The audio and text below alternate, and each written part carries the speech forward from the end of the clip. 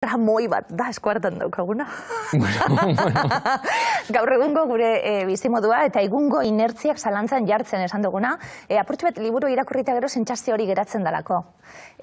Tarteka geupe alegin txiki bat egin beharko dugula, ez dakit, buelte moten eta konturatzen gertatzen ari zaigun guztia, eraikita dagoela, ez da? Gizartea eraikita dagoela eta 21. mendean autokatu zaigula, azkenien.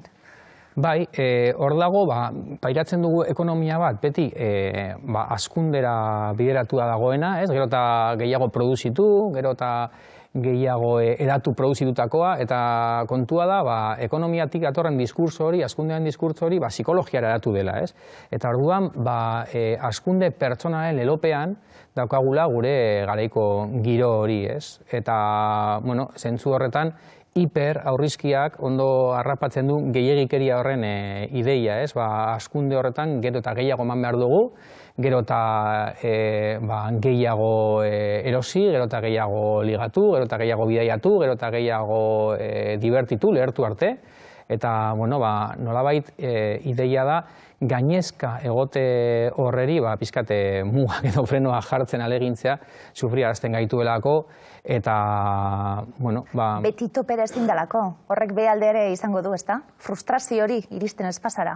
Ustez iritsi beharreko leku horretara, tristezi hori izan dezakezuna, estres hori izan dezakezuna, horri buruz ere behaldea ere badutelako mandamentuek, noski? Bai, kontua hori mandamendu forma hartzen dutela, bestela, ez da ere kontua egitea, ez dakit, mandamendu badabidez zoriontsu izan, eta kontua ere ez da zoritzarrekoen alde egitea, baina mandamendua den enean ez da bat ere atsegina, eta adibidez zoriontsua izatearen exigentzia horrek, nolabait ekartzen duena da, ez bagara heltzen, tope horretara, decepzioa eta errun sentimendua, ez dut disfrutatu uste nuen bezain beste, Kapituloak eratuta horrela daude, bila ezazu berriena, bidaia ezazu ez oriontsu izan, eta bar, mandamentu moduan, hala ere, hauek guztiak oso barneratuta ditugun inertziak izango dira azkenien, ez da? Bai, egin zitzaidan, kuriosoa, kazetari batek titulua jartzerakoan liburuena aipatu zuen mandamendu hipodermikoak, azal azpian egongo zirenak.